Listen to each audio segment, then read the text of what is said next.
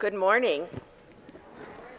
Welcome to the First Religious Society, Unitarian Universalist in Newburyport, Massachusetts. My name is Eileen Vargas Costello, and I am delighted to be a worship associate this morning, together with my husband, Steve. If you're joining us for the first time, welcome. We are glad you're here. We come together at FRS online and in person, committed to love, peace, and justice.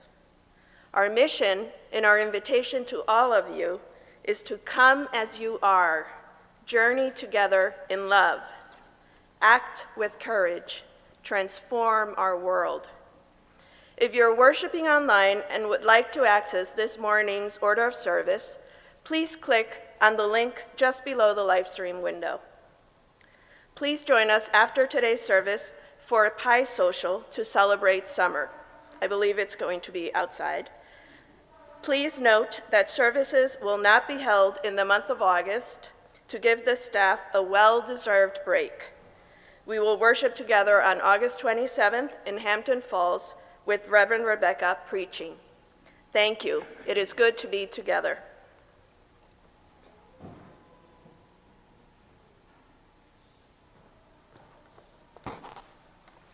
Good morning and welcome. I'm Reverend Jane Toohey. I am an interfaith minister and an affiliate of FRS and standing in for Reverend Rebecca in the month of July. This is the fourth in our July series, which has been focused on languages of the soul, focusing on different kinds of art for each of the Sunday sessions. And this morning, we are very, very pleased to welcome Zach Field to the service. Zach is the owner and instructor of Zach Field Drums and Music. Zach started ZFDM in 1999 after 12 years as the percussion director throughout a local school district in Massachusetts. In addition to starting ZFDM, he also taught at the collegiate level and freelances with various groups. Zach holds a bachelor's in music performance degree from UMass Lowell.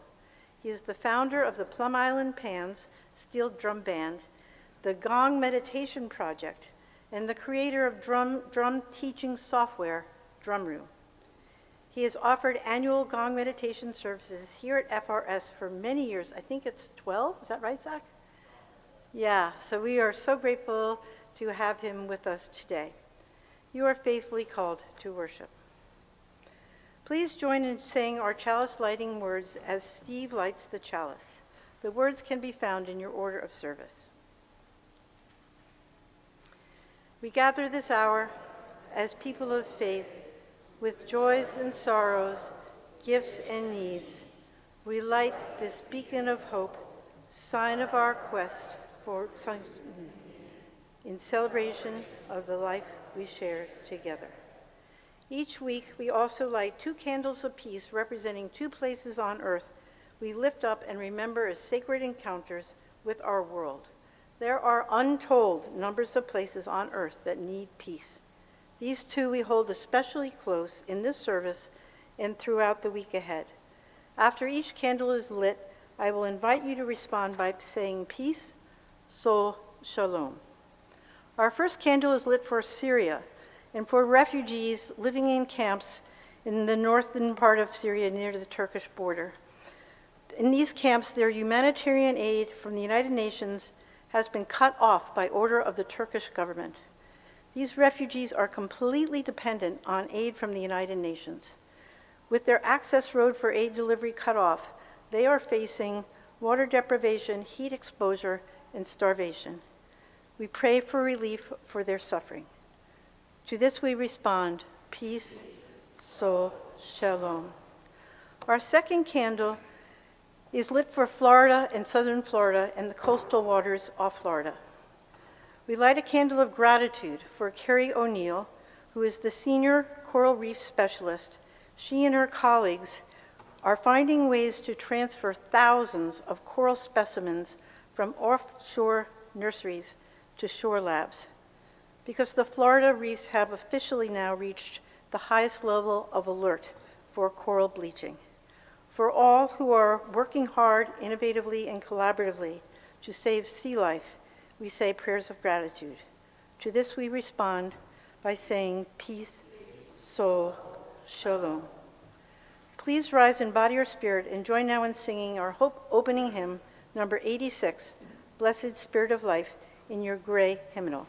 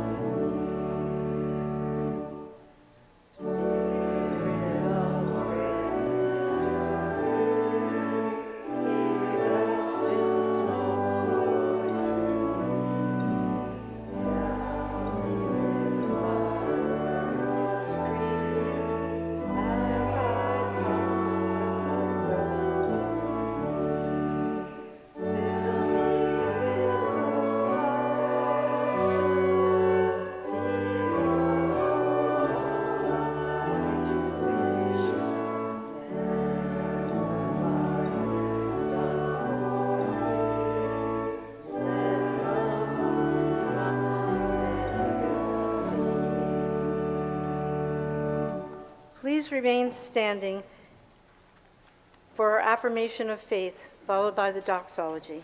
The words can be found in your order of service. Love is the doctrine of this church.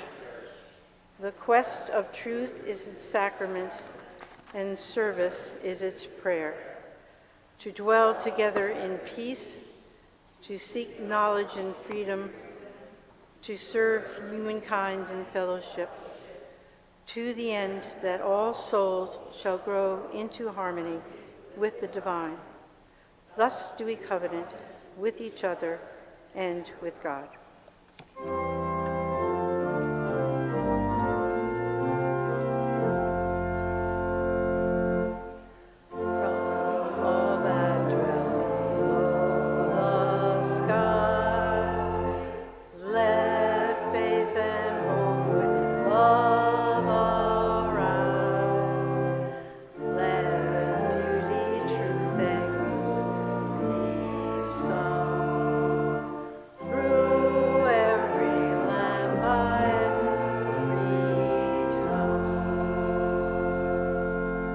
You may be seated.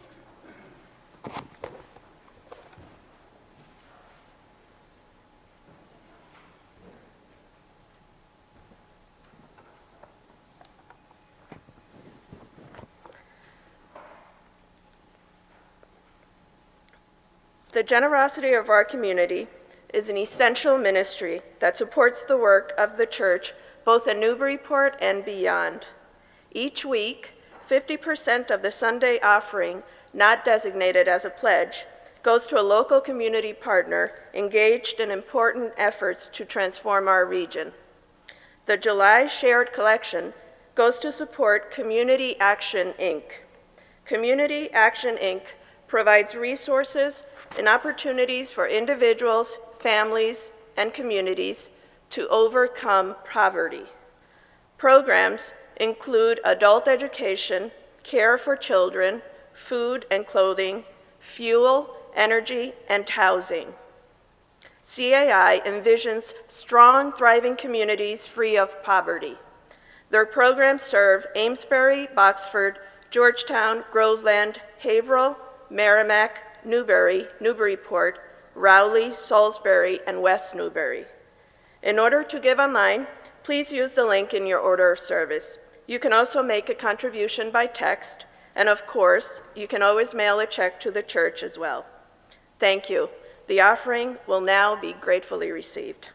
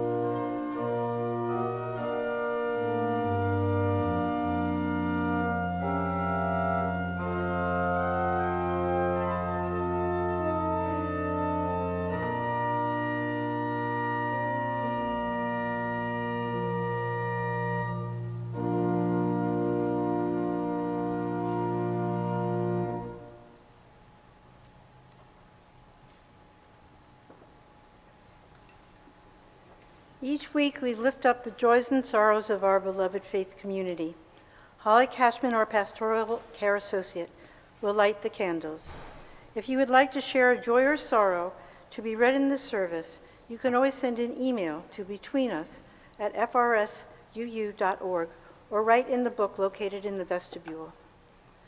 We light a candle of solidarity and care for members of this community who are in a state of uncertainty about health concerns for themselves or their beloveds. Getting quick access to medical professionals and clear communications from these fragmented and uncoordinated healthcare systems is very challenging. We hold them in our hearts. And we light a candle of hope and optimism for progress on climate change.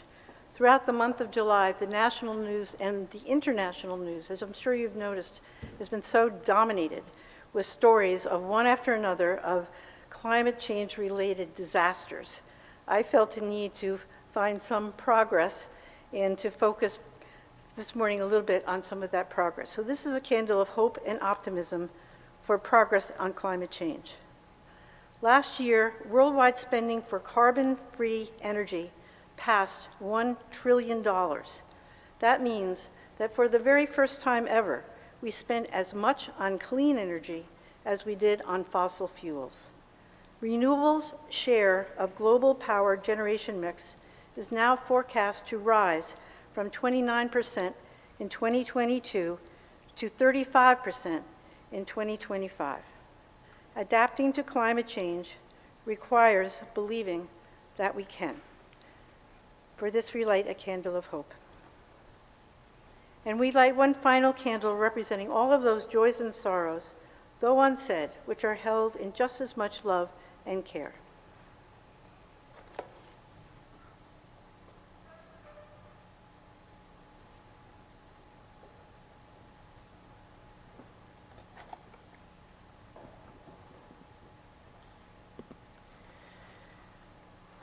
Today's reading is an excerpt from Small Graces by Kent Nerburn, who's the author of one of my personal favorite books, Neither Wolf Nor Dog. And if you haven't read Neither Wolf Nor Dog, I'm jealous of you because you have the opportunity to experience it for the first time. So to the reading. The silence is profound this morning. It is not portentous. There seems to be nothing in the waiting. It is a gentle silence, liquid and pastel, a shimmer on still waters. It is good to listen to the silence that surrounds each day. In the same way that music is made alive by the silence that surrounds the notes, a day comes alive by the silence that surrounds our actions. And the dawn is the time when silence reveals herself most clearly. I once met a man who was raised on the Canadian prairies. We got to talking about the open space and how it had shaped his spirit. When the wind stops, he said, it is so loud that everyone pauses to listen. The thought intrigued me. How could the end of a sound be loud? But when I traveled to those prairies, I began to understand. For the people in the great prairies, the sound they hear, the music that underlies their lives, is the constant and ever-present howl of the wind. To them, it is no sound at all. When it is removed, silence takes a different shape, and all are aware of it. All pause to hear. We need to pay heed to the many silences in our lives. An empty room is alive with a different silence than a room where someone is hiding. The silence of a happy house echoes less darkly than the silence of a house of brooding anger. The silence of a winter morning is sharper than the silence of a summer dawn. The silence of a mountain pass is larger than the silence of a forest glen. These are not fantasies, they're subtle discriminations of the senses. Though all are the absence of sound, each silence has a character of its own. No meditation better clears the mind than to listen to the shape of the silence that surrounds us. It focuses us on the thin line between what is there and what is not there. It opens our heart to the unseen and reminds us that the world is larger than the events that fill our days. In this morning's silence comes the first call of a bird. I listen carefully. It cuts through the silence like a rainbow through the dawn.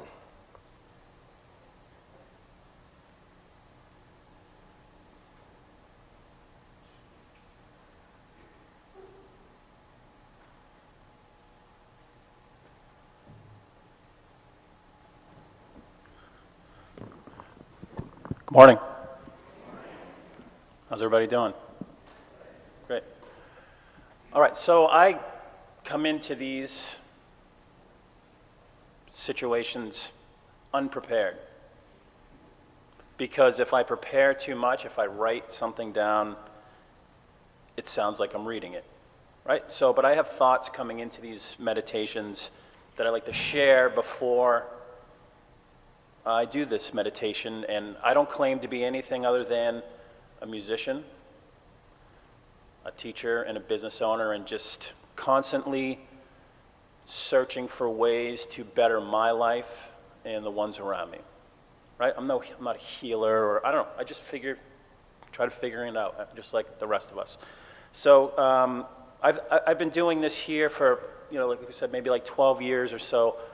And it's just amazing. I look forward to it. I've never done it in the summer. It's always the end of the year on that Sunday. So usually there's snow or it's freezing. And so this is awesome to be here in shorts. And so who here has experienced this before? Okay, great. I usually tell the same story every year about how I got into this, and I'm just not going to do it today. Because I just have some other things I'd like to share that I feel are at least a little more important. So the word meditation for many is extremely, could be overwhelming, could be intimidating. So forget that this is a meditation, we're just relaxing. Doesn't that sound better, more approachable? Right? Like, who doesn't want to relax? Okay, so this is a gong relaxation for those who are intimidated by meditation. And throughout what we're going to do today, I'm not going to hit the gong so hard that you're going to be waiting for like a big crash. So, because that will make you really stressed out for how long we're going to do this. And it's going to be 20 minutes, and it'll feel, once you kind of get into it, it'll feel like 5 minutes have gone by. You'll start to hear sounds in the community, in the church. There'll be a little more, what's the word I'm looking for? You'll hear them more, creaks and things that maybe you just haven't really heard. And you know, who knows, sirens could come by, and it's just let those pass. And the whole thought to make meditation or relaxing a little more pleasant is try not to judge, right? It's impossible to just sit here and not have a thought go through your head, right? It's just going to happen, and why be stressed out when you're trying to meditate or relax? So the goal is just to let the thoughts come in like a cloud, and just don't pass any judgment on it, just let it go by. And this is something that I'm always working on in life, and I think it's just trying to react less to everything, the thoughts and feelings that come up. I met my wife in high school, but doesn't matter. I met my wife when we were in high school. Doesn't matter when we got married or whatever, but we've been married for a very long time. And before she really got to know me, she would be like, wow, you're so different than like what I thought you were. You know, I thought you just like painted tambourines and were like peace and love and all this stuff. I can present that way, but really, I am an organized type A musician. I know organized and musician usually don't go well together. And I would stress out and do all these things, but I worked very, very hard, and I continue to work hard at who I am. You can't help who you are, right? But you can definitely work at it, and doing things like this allows me to present and be in a way maybe that I wasn't 20-something years ago. Does that make sense? So I hear people saying, I can't do yoga. I'm so non-flexible. I can't touch my toes. I'm not flexible. Well, you do yoga so you can be flexible, right? You relax or meditate so you can learn, I like to say, how to cage that inner mind. And I just read the book, The Surrender Experiment by Michael Singer, who wrote The Untethered Soul. And I have something in that he talks about, and then I'm going to play some gongs. And his whole thing is, I don't want to give it away, but he went into his life just saying, I want to meditate, I want to be alone, and it's not how it turned out. But the way that he approached challenging situations in his life is he looked at them all as opportunities. Even like the most challenging, hurtful situations in his life, he surrendered, which is so hard to do. And it left an opening for change. And so I've been thinking about that, and learning how to cage your mind and practicing meditation and being mindful. When you have those situations come into your life, it'd be really helpful if we didn't react to them, because it will allow us to have more openness for change, even when it is so challenging. Does that make sense? So we're just going to practice just being here right now. And I give you permission. You don't have to do anything right now. And whatever you have to do after this today, you can't do it while you're sitting here right now, right? So we're just going to sit here, chill out, listen to these gongs, relax, and just be present. If you want to look out these beautiful windows, whatever you want. But just let's see what we can do here. It'll be fun. And at the very end, you'll hear 3 tiny little finger symbols that'll let you know that it's time to come back to reality. Okay? Enjoy it. Thank you. Thanks for having me.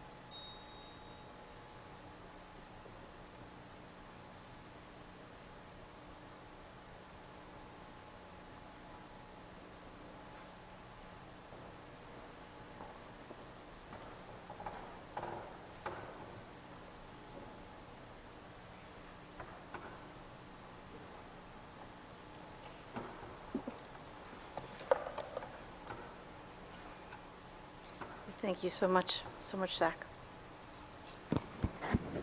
Please rise in body and spirit and join now in singing our closing hymn, number 123, Spirit of Life, in your gray hymnal.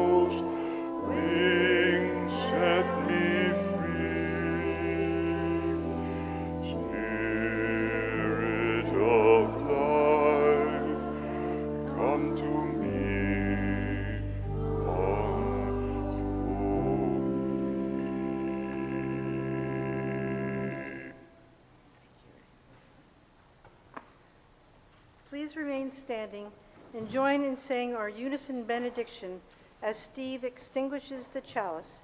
The words can be found in your order of service.